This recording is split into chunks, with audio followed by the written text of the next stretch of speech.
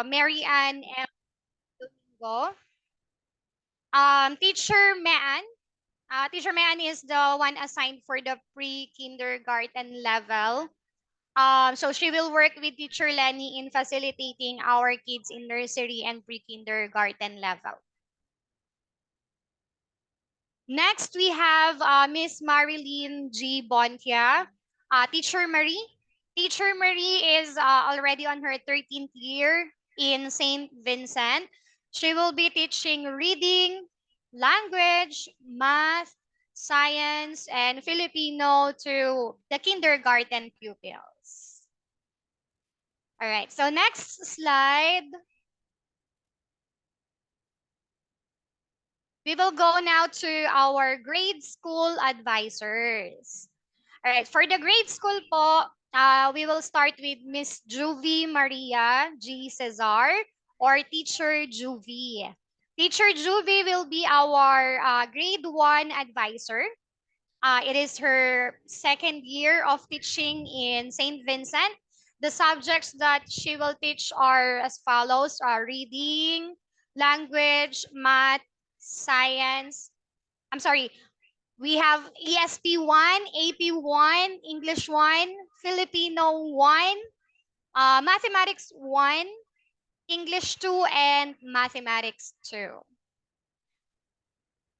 For the second level or second grade, we also have Miss Corazon Garcia or Teacher Azzy. Teacher Azzy is the one assigned for grade 2.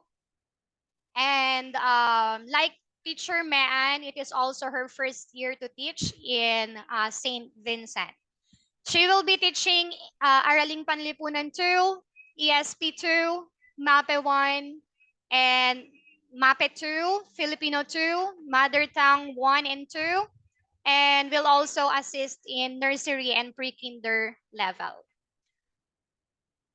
Next to Teacher Azzy is me. Let me introduce myself. My name is Miss Kimberly M. Oduyo. You may call me Teacher Kim. Same with Teacher Azzy and Teacher Lenny. And also Teacher Mean. Sorry, let me correct myself. Same with Teacher Azzy and Teacher Mean. It is our first year in St. Vincent. I will also work or assist in nursery and pre-kinder level with Teacher Mean, Teacher Lenny, and Teacher Azzy. I will be the advisor of grade 3 level. I will teach mathematics from grade 3, grade 4, 5, and 6, and also the ESP for grade 3 level. For the next level, we have Mrs. Lian M. Bongat, our Student Affairs Coordinator, yung kanina po sa picture. So we have Teacher Lian. She will be the advisor of grade 4. It's her 13th year na in service dito po sa St. Vincent. She will be teaching Filipino 3, 4, 5, and 6, and Araling Panlipunan for grade 6. Next to Teacher Lian is Miss Visitacion T. Accio, our Teacher Vessi. So si Teacher Vessi po will be our grade 5 advisor for this year. It's her 12th year of teaching in St. Vincent, and she will be teaching English for grade 3, grade 4, 5, and 6. As well as Values Education or ESP for grade 5 and Araling Panlipunan for grade 5. Next to her po is si Miss Presi P. Laconce, our advisor for grade 6. Teacher Presi is on her 6th year of service in St. Vincent. She will be teaching science for grade 3, grade 4, 5, and 6. Now let's proceed to our subject teachers. We have Miss Marielle M. Ignas. Teacher Marielle.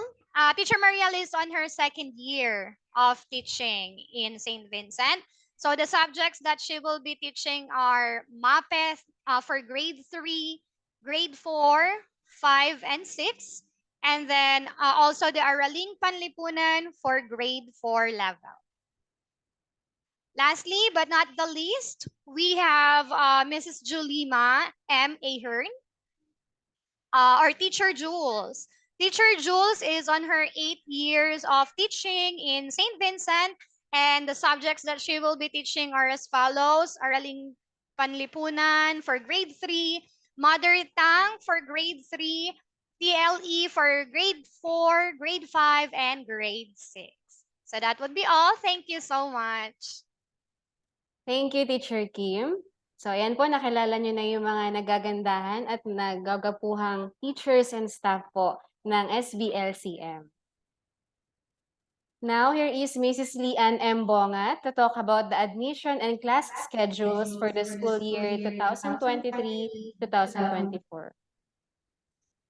Good morning, dear parents. I am here today to explain to you the requirements for admission to the preschool and elementary department.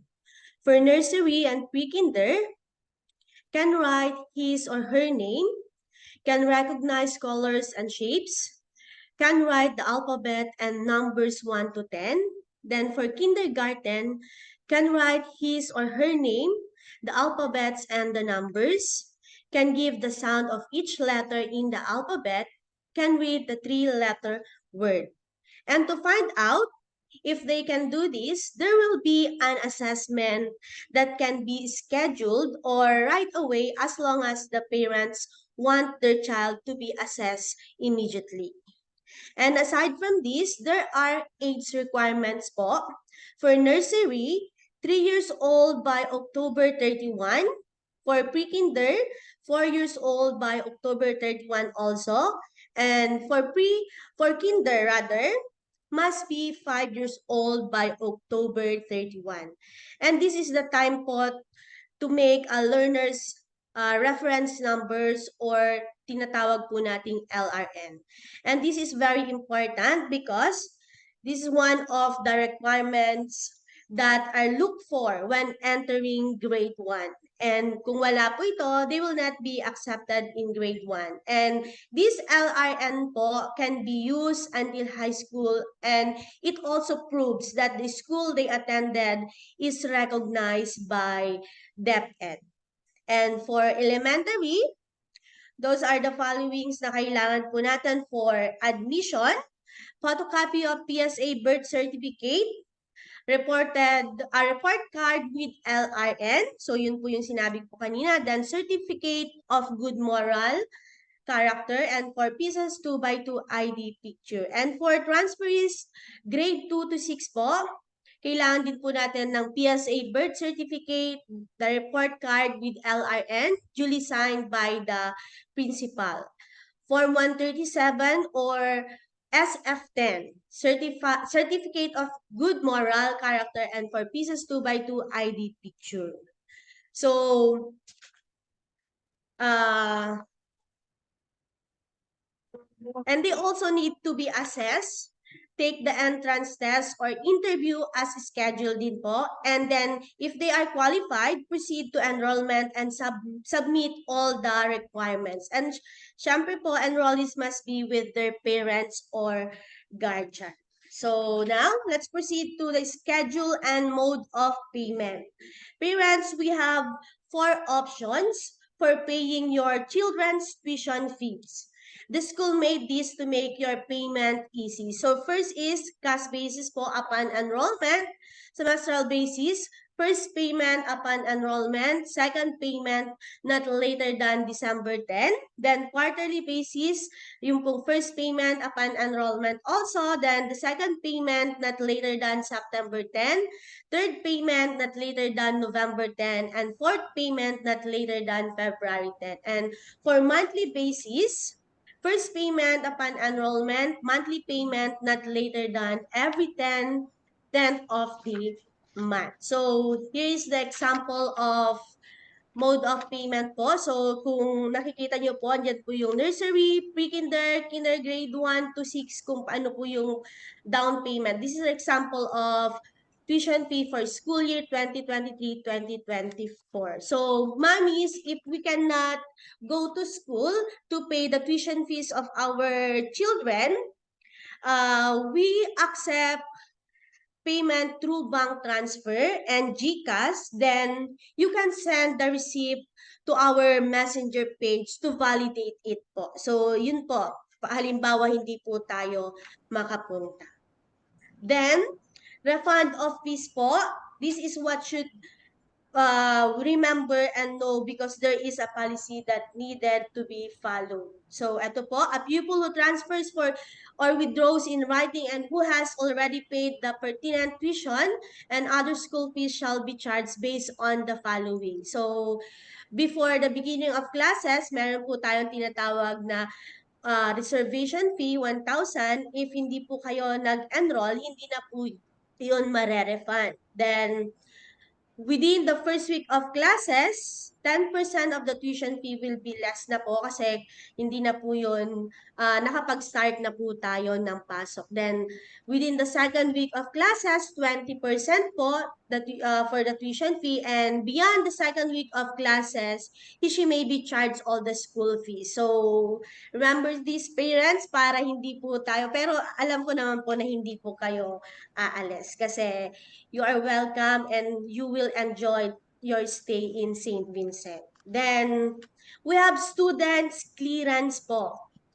So, this is the opportunity na po we are giving to our students to complete all the missing seat works, quizzes, and even petas. Kasi at the end of the school year, binibigay po namin ito sa students para magpasign sa kanilang mga teachers, especially sa kanilang advisors kung mayroon po silang mga kailangang i-complete. And even the financial obligations, we need to settle po yan. So, and then, there is a snaps activities po or mga pictures that and this is the schedule for the school year 2023-2024 po. For Kinder Lab, 7:30 a.m. to 10:30 a.m.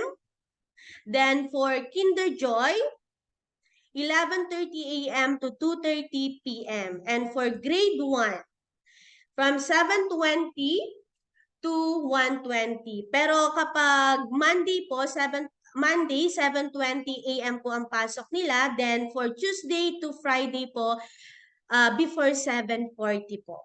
And for grade 2, 7:20 for Monday and to 2 p.m. Then for Tuesday to Friday po is 7:40 to 2 p.m. Kasi meron po tayong flag ceremony. Even sa grade 3, for grade 3 po is 7:20 to 2:40. And same with grade 4, grade 5, and grade 6 po. During Mondays lang po talaga 7:20 to 8 a.m. po yung flag ceremony and homeroom. So, start po ng ibang subject is Tuesday to Friday start po is agad po is the ESP. And look at these pictures or videos po, mommies. These are the things na nagawa po ng mga students po natin during the school year for 2022-2023 because we encourage them all to participate or join in every activity, especially the children who are shy so that they can bring out their hidden talents. And for each subjects, we prepare a performance task or PETA to use what they have studied. And in this case, they can enhance and develop their talents and skills. So, eto po, panoorin po natin.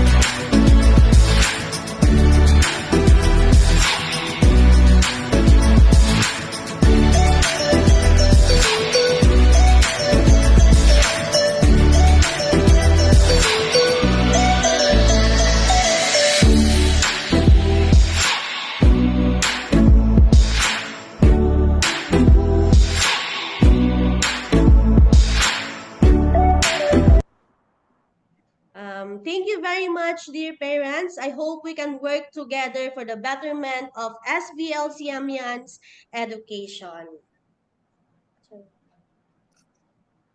Thank you, Teacher Lian. So yung napanood po ninyo ay mga activities po na ginawa last school year tulad po ng Career Day, Buwan ng Wika, Reading Month, and mga performance tasks po ng mga students namin inside the classroom and dun po sa quadrangle. And now, to discuss about the curriculum and other important school-related matters, may I call on our dearest school principal, Dr. Ruel F. Ancheta.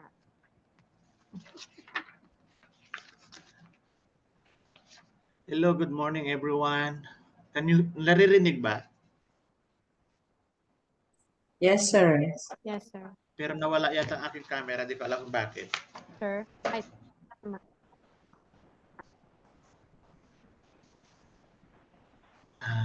Hello, teka lang.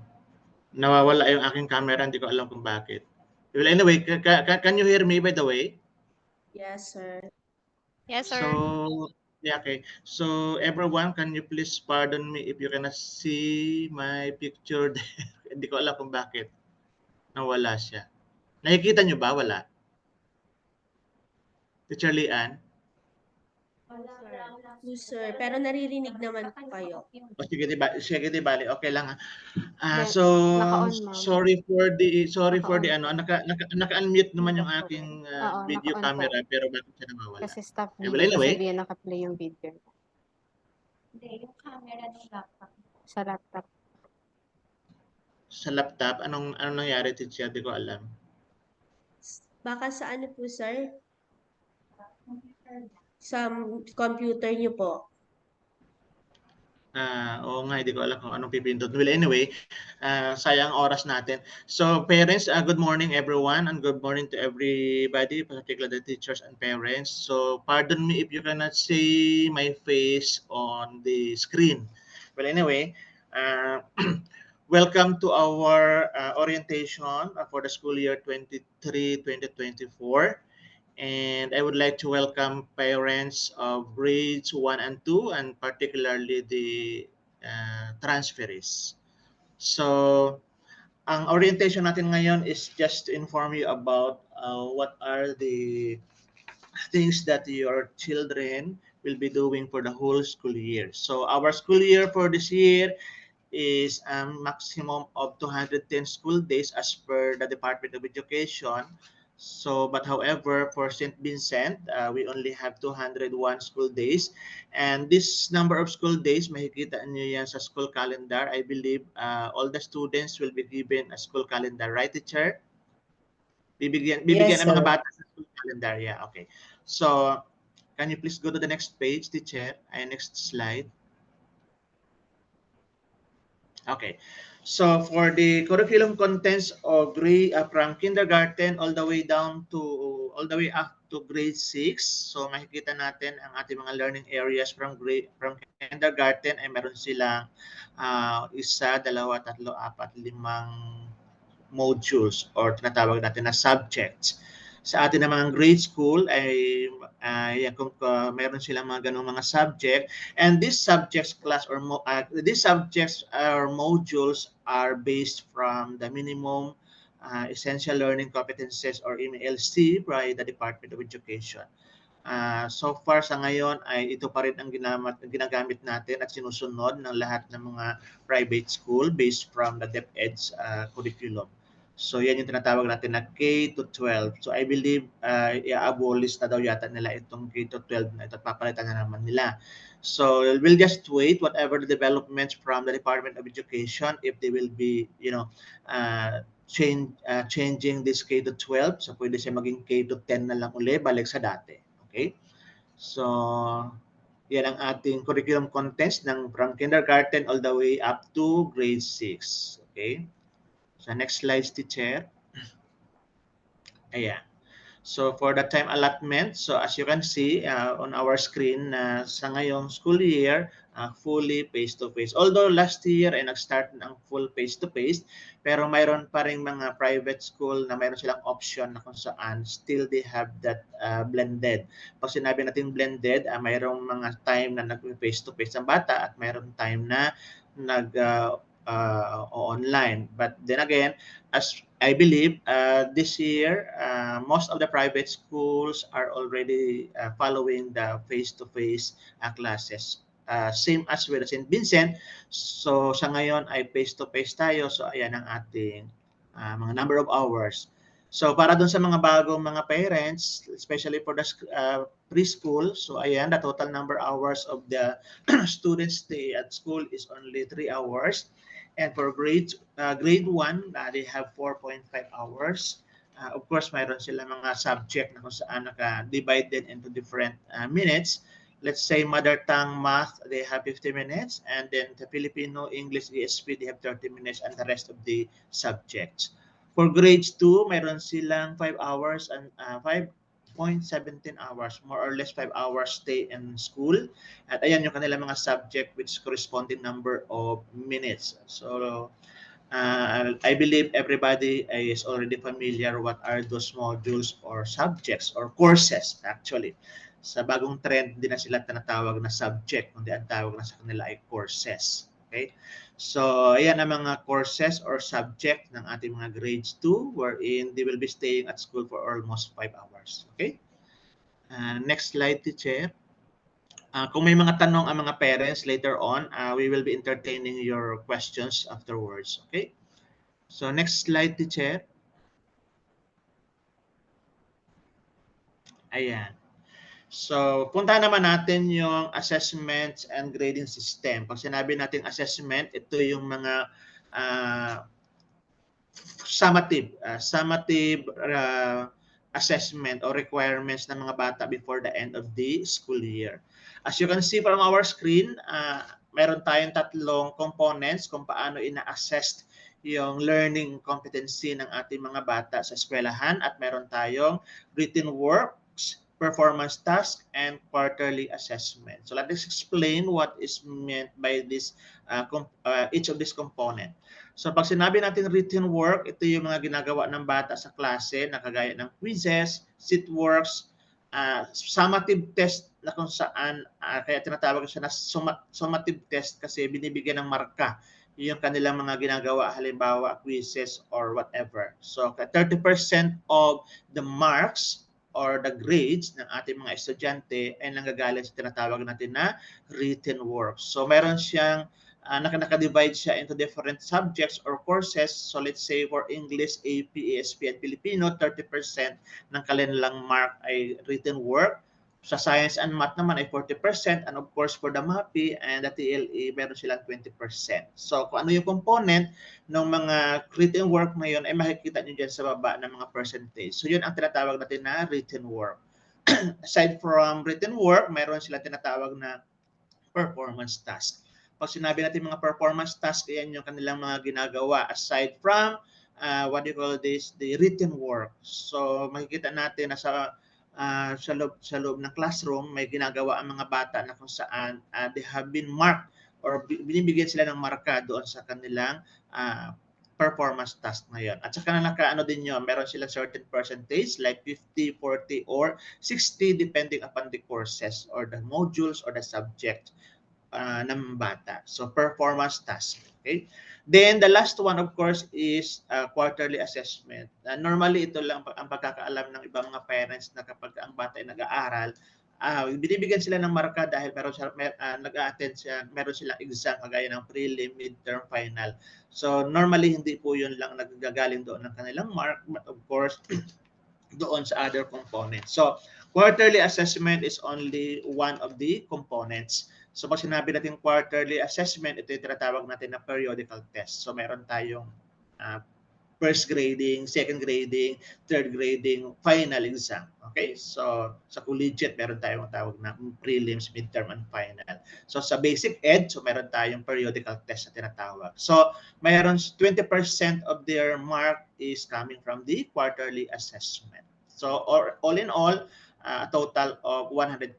So yung 100% na yun coming from three components, which is written work, performance task, and quarterly assessments. So later on, kapag meron kayong mga tanong about how the teacher gives mark to the student in terms of the written work, performance task, and quarterly assessment, you can ask it later. Okay?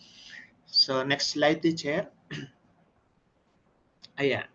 So yung ating tinatawag na grading, scales, and remarks. So makikita nyo tatlong component din. Meron tayong numerical rating from 75 up to 100. Pag sinabi natin 75 meaning the passing mark. Of course, below 75 is of course failing marks.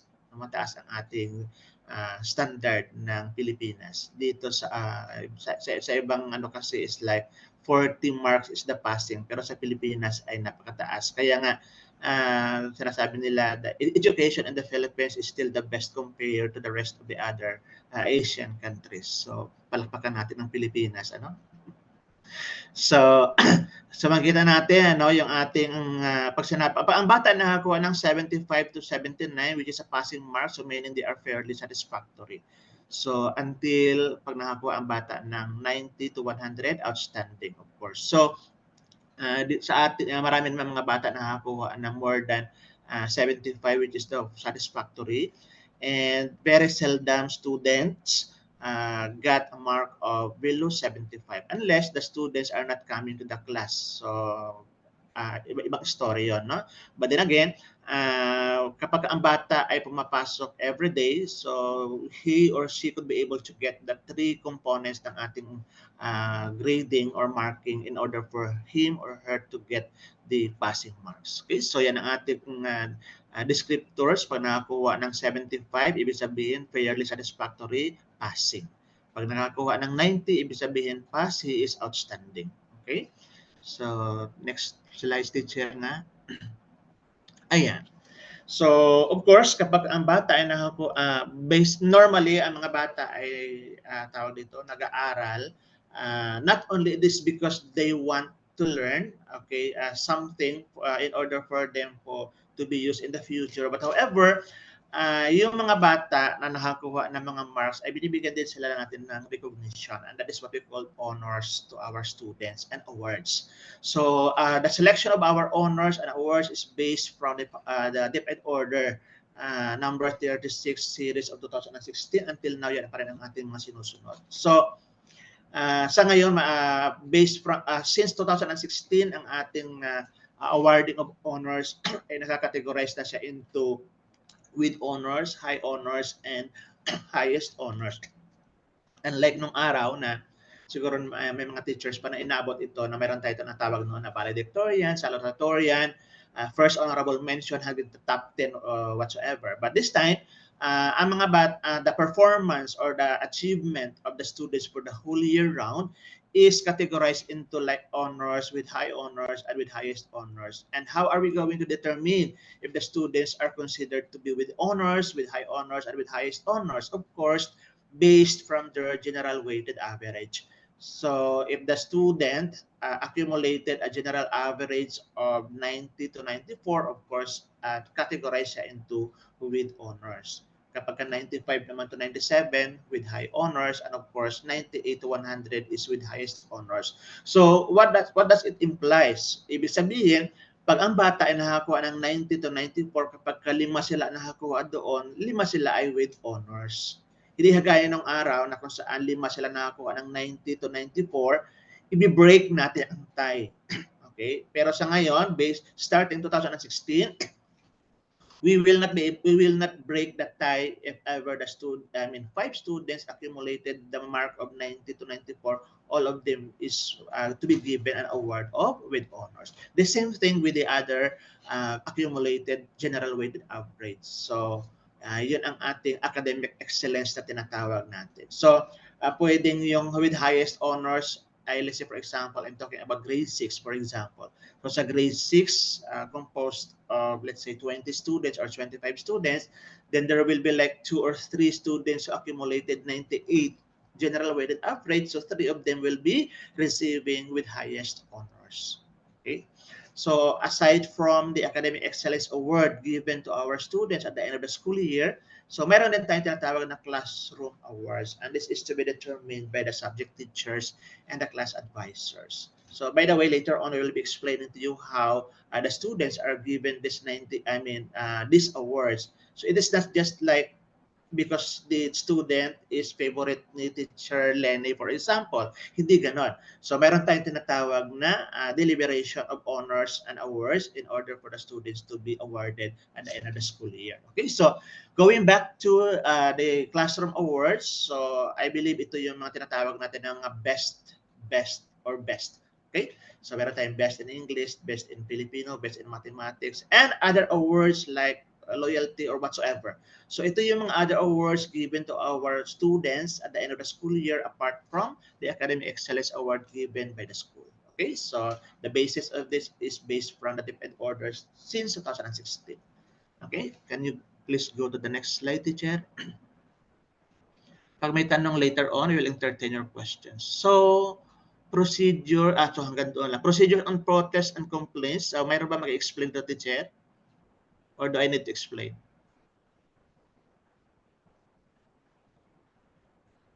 Kayo po, Doc. Okay, sige. So let's take a look with the procedures on protest and complaints. So this protest and complaints is regarding the awards, no? So by the way, before I will discuss this protest, balikan natin yung honors and awards, kasi yung honors and awards, as what I have said earlier, hindi siya basta-basta siniselect ng teacher. So meron tayong tinatawag na deliberation right after the final examination. So, pag sinabi ng deliberation, the class advisor will present his or her list of students who accumulated the general weighted average from whatever average, no, based doon sa kategorya ng awards. So the advisor will present the list, and then it will be deliberated in front of the committee. So meron tayong tinatawag na committee, and then we will have to decide if the students is really need to be awarded based on the general weighted average, and it will be for approval of the principal. And this, once approved by the principal, it will be recommended for public announcement.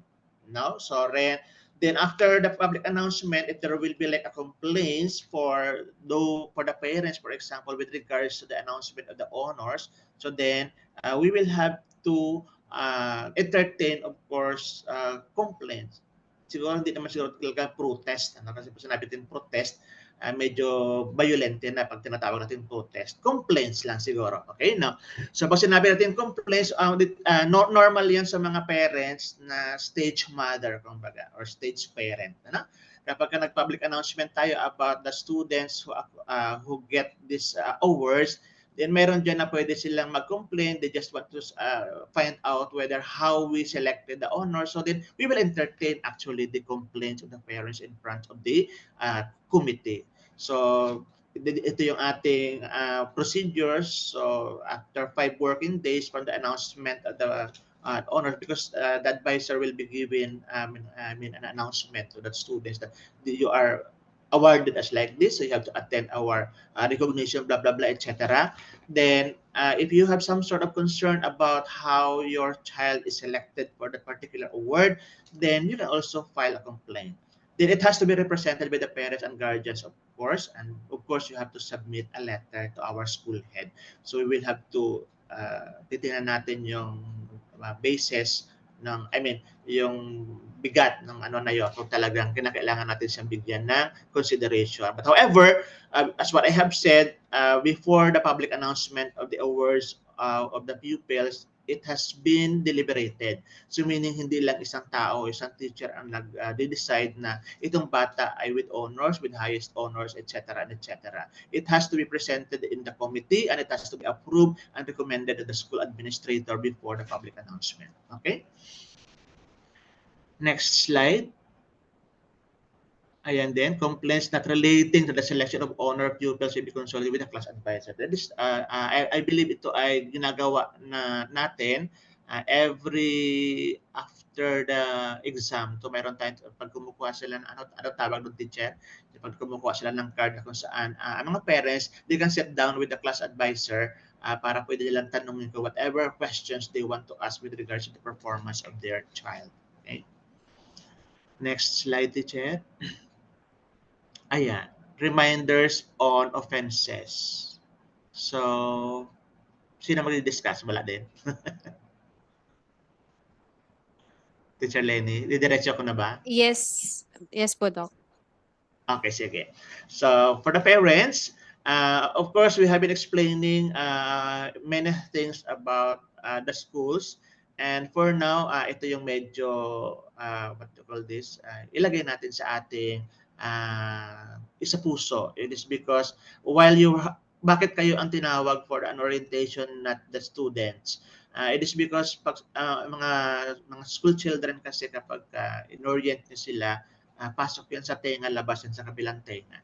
Kaya kinakailangan natin ang parents ang i-orient when it comes to the school matters and regulations. So one of it is the reminders on offenses. So marami mga nakalista dito ng mga offenses. Hindi naman ibig sabihin na kaya ito yung nilista dahil ginagawa ng bata. There are times that meron talagang bata na nakakumit ng mga ganitong klase mga offenses. Kaya nga kung titignan natin yung ating daliri, hindi pare-parehas ang taas ng ating daliri. I'm sorry, I cannot show my fingers with you because my camera is off, which I do not know.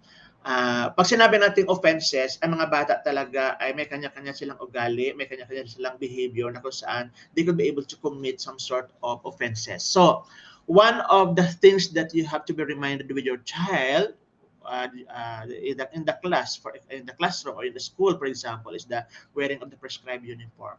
I believe later on somebody will discuss to you about what would be the uniform or the school uniforms as prescribed. So daily, you have to make sure that your child, before they come to they come to the school, should have the proper uniform. Improper grooming, pag sinabi natin grooming, yan yung kinakailangan, hindi naman, ang bata ay pag pumasok ay dapat ay fully groomed. Bagong gupit, for example, ang damit ay malinis. So, yung mga ganon. So, littering, loitering, yan, common yan siguro sa mga bata, pero yung na kinakailangan lang, it has to be reminded by the parent before the child goes to school. Kasi, hindi siya lahat mababantayan ng ating mga teacher, mga class advisor, na ito mga to. So, once the child has been oriented also with the parents prior to the coming to school. So, magbibehave ang mga bata naturally. Then, meron tayong cyberbullying here dito. So, siguro naman ngayon ay familiar kayo sa tinatawag natin na cyberbullying. So, meron tayong tawag dito, code about cyberbullying. So, nakalagay yan sa handbook. So, I believe all the parents will be given a student handbook. Am I right, Chair? Yes po, Doc.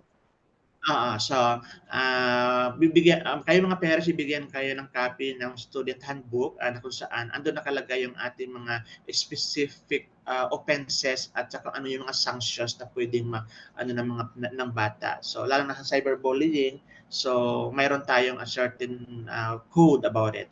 Then, cheating, yung pangungopia, siguro naman ay na-orienta natin ang mga bata. Normally naman sa Pilipinas, sa atin naman ay hindi naman mga bata sa pangungopia. So, unless na talagang nasa dugo ng bata ang pangungopia. Pero kapag ito ay na-orient ng mga magulang na kung saan pag kayo nasa eskwelahan, whatever exams or whatever assessments you have, it has to be, done by yourself. So, disrespectful behavior, meron tayong sanction, of course, dyan. Marami yan sa mga bata, particularly sa lower level, let's say from grade 1 to below to kindergarten. Kasi yung mga bata, hindi pa sila ganun ka fully matured, no? So, para sa atin, para sa bata, normal yon na ginagawa nila, pero nagkakategorize na pala siya sa disrespectful behavior. Kaya nga, meron tayong tinatawag na upbringing, no? Na kung saan dapat ang behavior ng bata ay nagsimula sa bahay, meaning the first teacher of the child should be the parent. Okay? So, parent has a big responsibility when it comes to the behavior of the student. Pagdating sa school, it is the teacher or the teachers are considered the second parent, although they can also, what do you call this, tawag dito, mold ng bata, pero not to the extent na sila ay tawag dito, kagaya ng ginagawa ng magulang. Kasi kami mga teacher, meron kami tawag na limitation on how to discipline the student. We cannot touch your child physically. So meaning to say, kapag ang bata ay nagsushow ng disrespectful behavior, what we can do is only just to, maintain, it should maintain the proper behavior. But however, it has to be done by the parents. So kumbaga, bago ang bata ay lumabas ng bahay, it has to be oriented, of course, by the parents. So whatever misbehavior na nanonotice ninyo sa inyong mga bata. So as what I have said, common yan sa ating mga preschoolers na kung saan nagsushow sila ng misbehavior. Minsan kasi may mga parents na akala nila yung misbehavior ng bata ay normal, pero later on, ayan, lumalabas ng aking mukha dun sa sorry, teacher, no? So I have Okay been na po. talking for several. Ayan, okay na. Ang dami ko na sinabi pero hindi ako nakikita. Well, anyway, let's go back to what we call misbehavior na tinatawag natin. As what I have said, parents, it has our responsibility to, discipline our, what do you call this, our child. Teachers can also discipline, but not to the extent of giving them full discipline na kung saan ay kasi bawal sa atin. Ano? Kaya parents has a big responsibility on it. Then engaging in fights and bullying. So as what I have said, sa bullying, meron tayong certain code doon na kung saan dapat sundin. Nakalagay yan po sa ating what do you call this, student manual. Pakibasa na lang po mga parent kasi we cannot discuss it one by one kasi mauubos ang oras natin. So fighting, common sa mga basic ed students ng pag-aaway, no? So kaya minsan, no, kawawa din ang ating mga teachers na kung saan not only their focus is not to their subject that they are teaching in the classroom, but of course classroom management is a big one responsibility or a big responsibility kasi mayroon dyan na habang natuturo si teacher ay may nagbabasketball sa hulihan, may nag-aaway doon, may nagpipitikan. So fighting is like one of the misbehaviors that that needs to be sanctioned. So sana hindi naman mangyari yung mga ganon na mapi-principal si parent or si mama or si mommy or si daddy, na. So yun ang ating pagkakaiwasan. Dishonesty and stealing, I believe so far naman siguro mangilan-ngilan, kung mayroon man ay mangilan-ngilan yung tinatawag natin na nakakaroon ng stealing or dishonesty.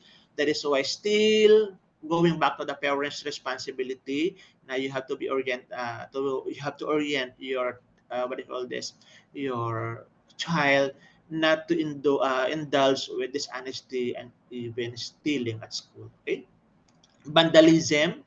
So that is also punishable by the school, and meron na specific sanctions diyan.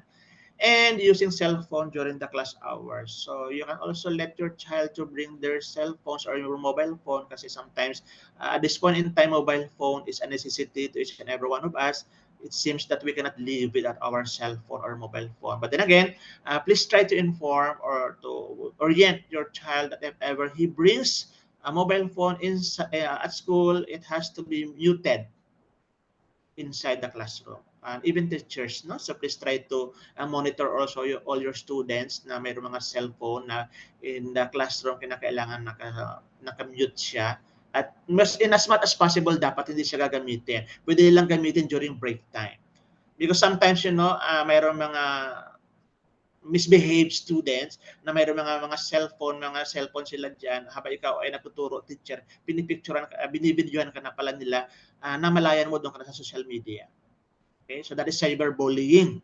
No? Yan tinatawag na cyberbullying na punishable by law. Kaya sometimes ang bata hindi nila alam yun na para sa kanila natutuwa sila, i-video natin si teacher. Ang galing magturo ng teacher, videohin natin. Ay pinicture ka na pala sa social media. So that is also cyberbullying. So in as much as possible, parents, please try to inform your child that if ever, mas particularly sa grades 4, 5, and 6, more or less itong mga batang ito, meron na sila mga cellphone, ano? So, pwede naman nila dalhin. However, pag nasa school na sila, sa classroom na sila, dapat ay nakamute siya at saka dapat hindi sila allowed na gumamit ng cellphone unless it is emergency. Okay? So, that's for the offenses. So, mayroon pa ba, teacher? Can you please go to the next slide? That's all po, Doc. Okay, Ayan. so thank you very much. Kung mayroong mga tanong mga parents, so you can write your comments there in the chat head and then we will entertain your questions later on during the Q&A. Okay, thank you very much.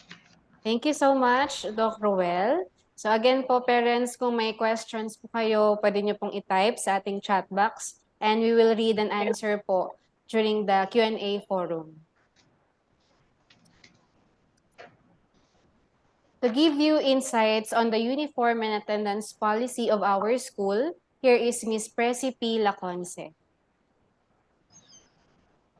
Again, good morning, parents. So the following are the required policy in wearing our school uniform in St. Vincent Learning Center of Manila. First, all pupils are required to wear a complete uniform. All clothing must be clean, in good condition, and fit properly. So as it's stated in the previous slide, so not wearing a prescribed uniform is an offense. So they must wear their complete uniform inside the school premises. Next, they must wear official uniforms during school days. They are expected to be in PE uniform during PE day. So we have two sets of uniforms.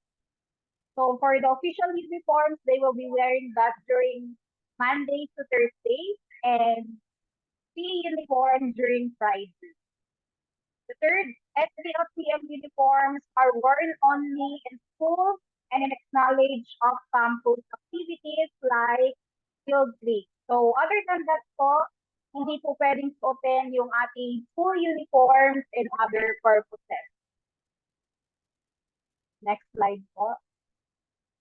Okay, so as you can see, these are the required uniforms that we have. For the kinder level, so they have their official uniforms that would be wear during Monday to Thursday. For boys, they have their polo and shorts. And for girls, they will be wearing their dress. And during Friday, they will be wearing their complete set of PE uniform. For elementary level, for grades 1 and 2, so during Monday to Thursdays, they will be wearing their polo and shorts. And for the girls, they will be wearing skirt and blouse. For grades 3 to 6, for boys, they have their polo and pants. And for girls, they will be wearing blouse and skirt. And during Fridays, they will be wearing their complete set of PE uniform.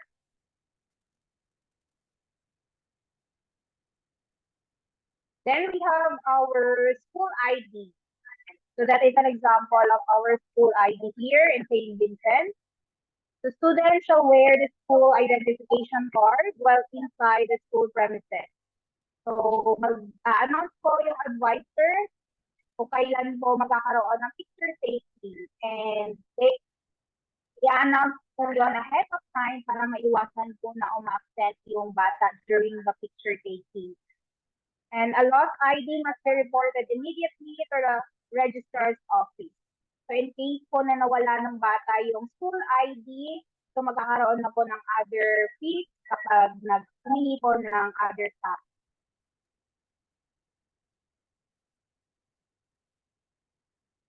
Okay, for our punctuality and attendance, students are required to attend classes regularly and punctually. So, as early as now po, i-practice na po natin yung students natin na gumising ng maaga para hindi po sila malate. And next, in case of absence, a pupil is required to write an excuse letter signed by their parents or guardian stating the reason for absence. Present a doctor's certificate if he or she has been absent due to disease or illnesses. So kapag umabsent po yung students natin, make sure to advise our respective advisors para alam po nila kung bakit hindi po makaka-attend ng class yung students po natin. A pupil who incurred absences totaling 20% of the total number of school days, whether excused or unexcused, can be dropped from the roll. So for the school year 2023-2024, we have a total number of 201 days. So it means that if they occurred 40 days of absence, so it means that they considered as dropped already. So, tatandaan po natin yan, parents, na i-make sure po natin na attend po yung ating mga children or students ng classes po nila every day. So, iwasan po nilang umabsent. So, for the next 3 slides, you'll be seeing the different classroom setup designed according to their levels. So, the first one, we have the nursery and pre-kinder classroom. So, as you can see, so there consists different learning areas. So that learning areas has been discussed already during the orientation yesterday. Next, we have the kinder classroom and our elementary classroom. That would be all. Thank you. Thank you so much, Teacher Pressy. To give you the general guidelines of our school, here is Miss Juvie Maria G. Cesar. Good morning po. So here are the general guidelines. So first po, parents or guardians are prohibited to go directly to the classroom. In case they need to see a teacher or their child, they have to inform and secure a permit from the office. Especially po, if you want to talk with your child's teacher, you have to go first to the office because you can only talk to them by appointment or by teacher's consent. So second po, teachers shall only entertain parents' concerned during their vacant period. So you have to go to the office, check the teacher's schedule first before you talk to them. So third, parents should be decently dressed when entering the school campus. Wearing short shorts, mini skirts, and sleeveless are strictly prohibited inside the school premises. Even po kapag nagbabayad kayo ng tuition fee ng mga bata, you should wear decent clothes. Next. Next is, please fetch your child on time after classes. Fetchers are advised to stay in the waiting area. So please fetch your child po on time para po maiwasan yung mga incidents. At if you want to stay naman po para maghintay sa mga bata, meron po tayong waiting area sa labas. Next, please be advised to check the communication notebook for any memo or information sent by the school. So from school po, nire-remind na ni teacher yung mga bata na i-remind po yung mga parents na meron tayong assignment or memos or information na galing sa school. Pero as parents po, from time to time, i-double check po natin para po wala po tayong makaligtaan na assignments, memos, and informations galing sa school or sa teacher. So last po, classes are automatically suspended without the need for an announcement in the following conditions. So first is yung tropical cyclone wind signal number 1. So kapag po narinig na natin sa TV or nabasa natin sa social media platform na signal number 1 po, automatically wala pong pasok sa preschool. Second po, kapag orange and rainfall warning, it means sobrang lakas po ng ulan. Discretion na po nating mga parents if gusto nyo pa rin papasukin yung mga bata or students kapag malakas ang ulan. Third, automatically po na walang pasok kapag may earthquake with PHIVOX earthquake intensity scale 5 or above. That would be all. Thank you po. Thank you, Teacher Juvie. And now for our school calendar and activities this school year, may I call on Mrs. Julima M. Ahern.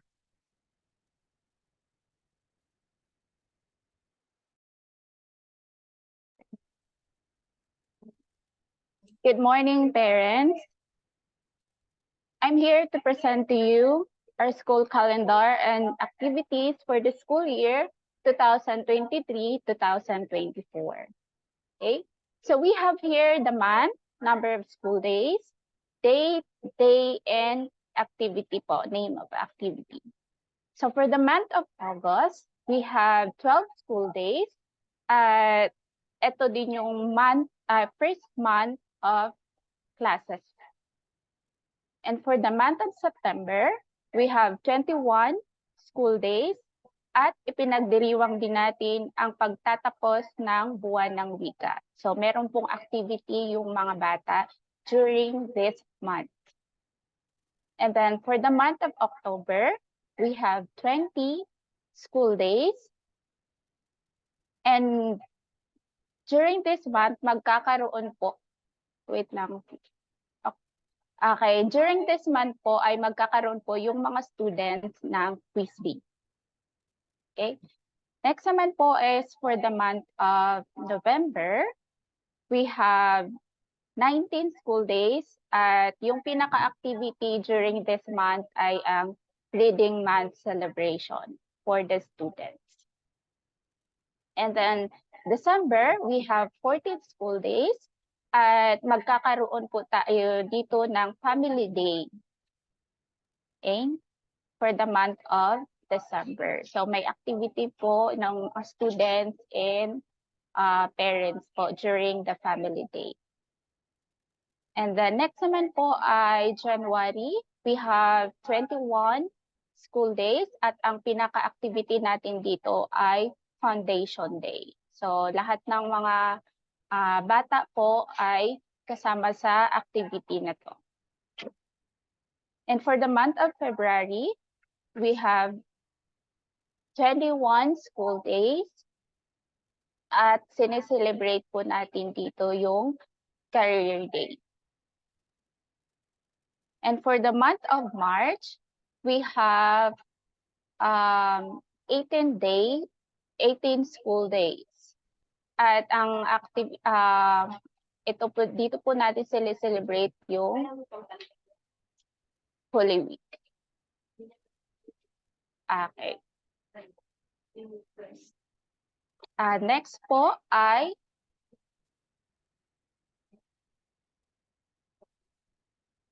for the month of April, we have 21 school days po at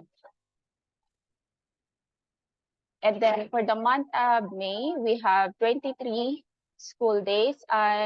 Ito po yung celebrate po ay yung activity po natin dito ay yung recognition day ng kinder and pre-kinder.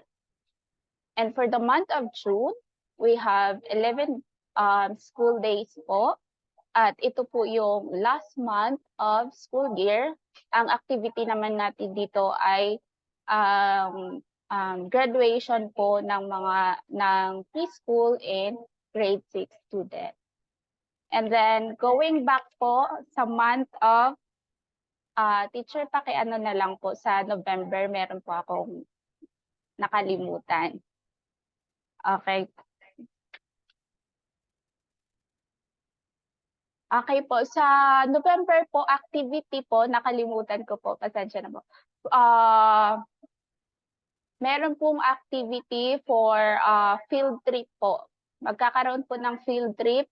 Yung mga student during this month po, NPK and grades 1 and 2, at magkahiwalay po yun sa field trip po ng grade 3 to 6. Okay, so total number of school days po for the school year 2023-2024 is 201 days po. Okay, thank you. That will be all po.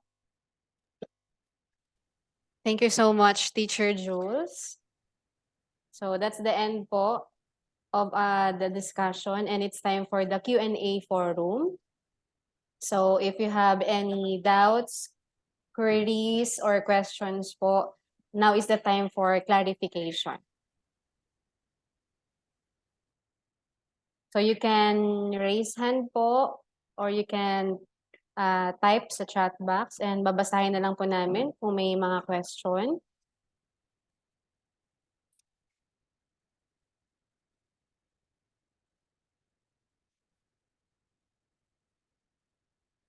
May tanong po ba, mga mommies and daddies? Okay.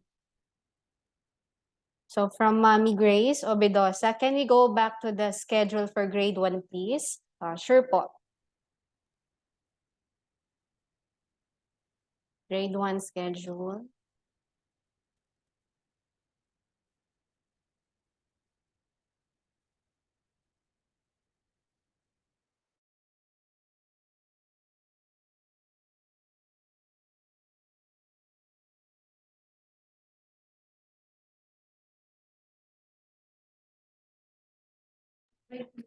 Ayan po. So yan po ang grade 1 humility class schedule. Pwede nyo pong picturean.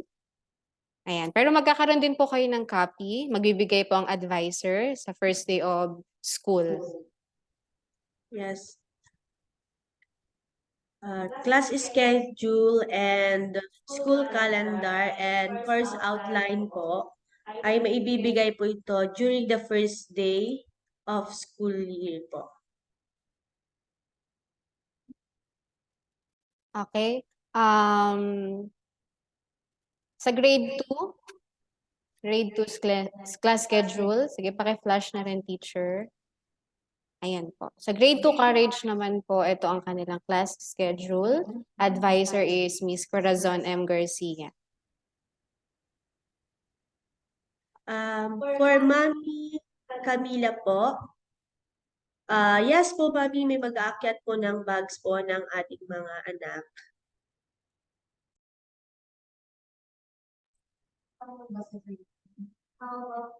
Okay, next question po from Zion Reyes. How about po the announced August 25 holiday? So, sa August 25 po, meron po tayong pasok dahil for public school lang, hindi po ano po ng private school po na may pasok po tayo. So, if ever na mawala naman po, we will update you through FB page po ng St. Vincent. As of now, meron po. Okay, so from Mami Jamela Limguangco. Kinder PM schedule din po. Thank you. May paki-back. Ayan, Kinder PM. Ayan po, Kinder Joy. Teacher Marie is the advisor po.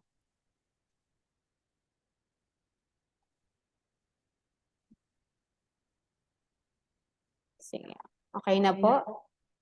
So, meron pa po ba? Any other questions?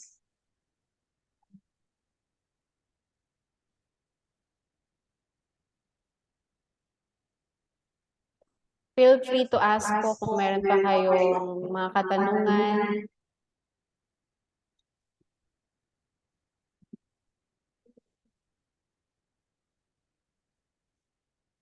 Okay, from Camila Faye. How about the contact info of the advisor?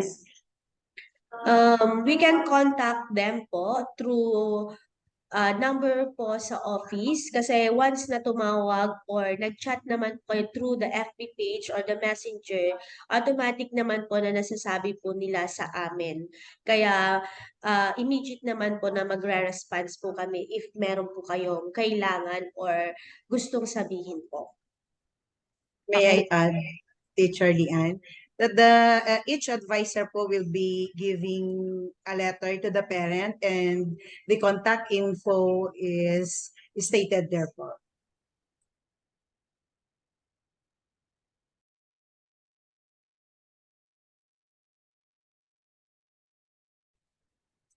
Okay, later po ipa-flash po sa slide yung contact info po. Yung telephone and cellphone numbers ng school, pati po yung FB page. So, maraming ways po para makontak. So, question po from Grace Ovedosa. Can we have a chat group for the grade level parents and their advisors?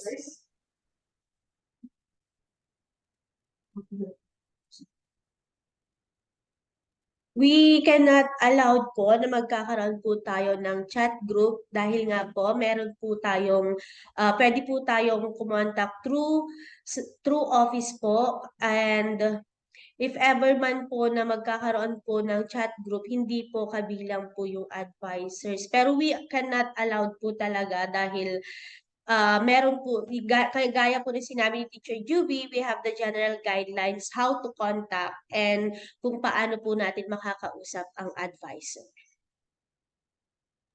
Okay.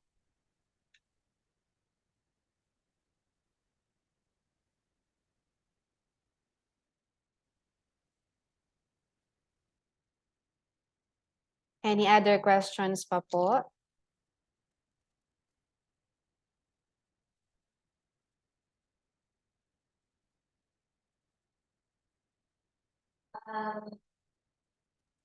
For the student handbook po, from the sa first day po ng classes po, ibibigay po 'yon, and meron po ibibigay po 'yun ng advisor, including the school calendar, the letter of the teacher or the advisor, and even the course outline, and ano po yung isa? Ayun po, yun po yung mga ibibigay po namin during the first day.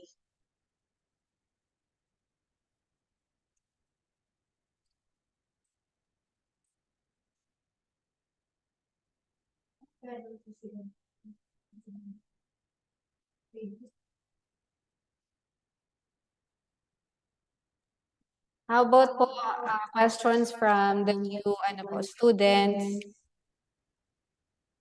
or from grade 1 or grade 2 po?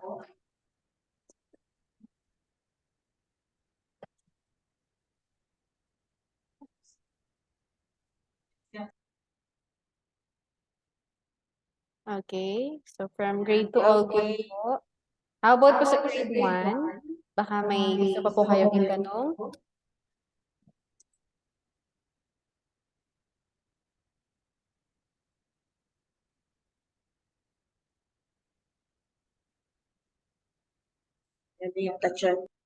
Okay, so I think clear na po ang lahat. Wala na pong question. So, kung may mga itatanong pa po kayo, ito po ang aming contact numbers. Okay, paki-flash na lang po sa slide.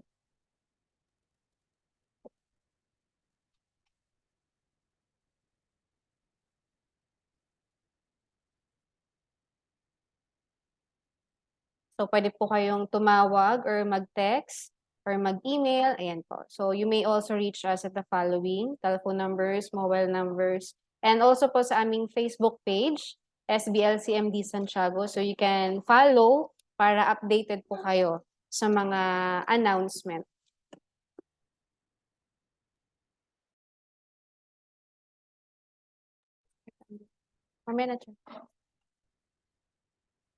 So the success of the program lies not only on our hands, but also on yours. So we hope we'll work hand in hand because we are partners in education. Therefore, we encourage you parents to get involved in your children's education. To end the program, may I call on Miss Visitacion T. Accio for the closing prayer.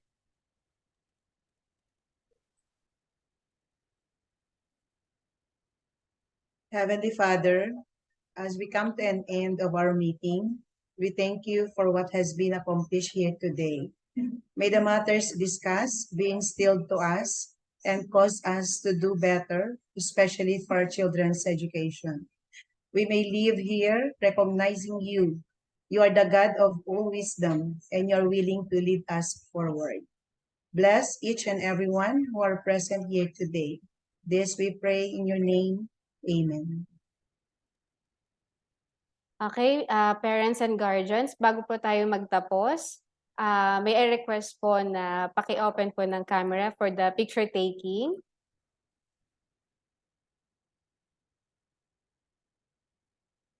And, ayan po. So, wait lang.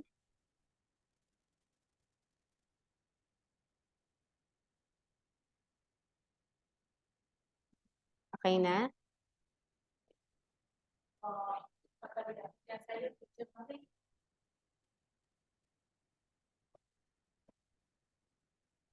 Okay, ready? Okay po. 1, 2, 3, smile. Okay, wait lang. Isa pa po. Hindi kasya sa ano eh. Ayan po. Again, 1, 2, 3. Yung iba po naka-off pa po ng camera. Pa-on na lang po. Saglit lang.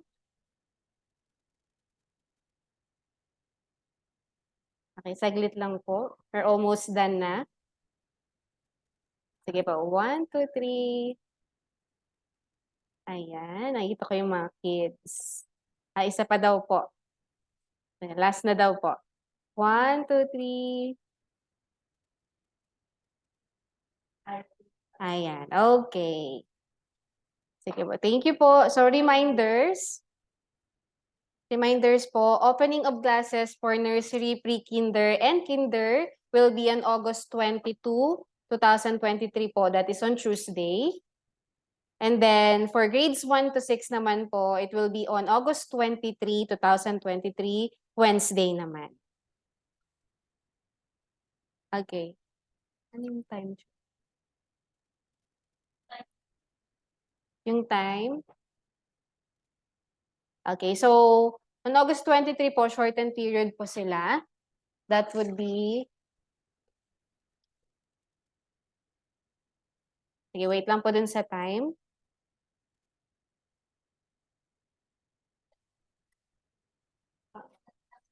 Anong oras?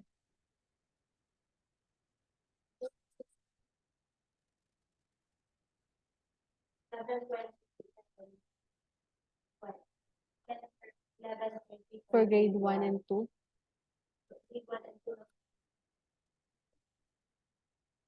Okay, sandali lang po ah.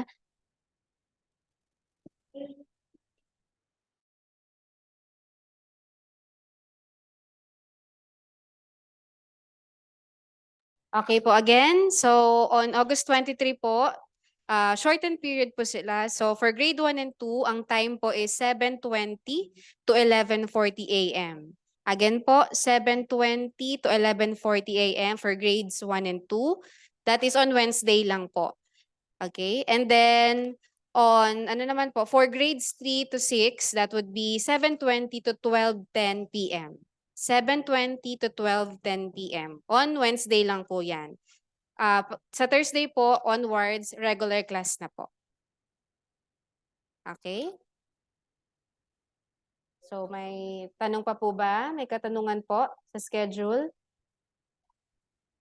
So kung wala na po, that would be all.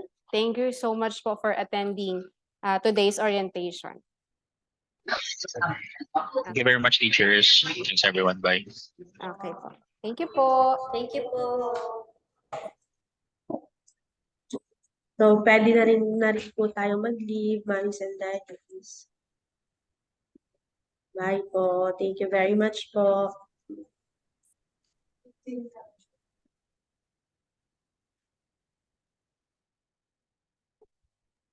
Okay, God bless everyone po. Have a nice day ahead.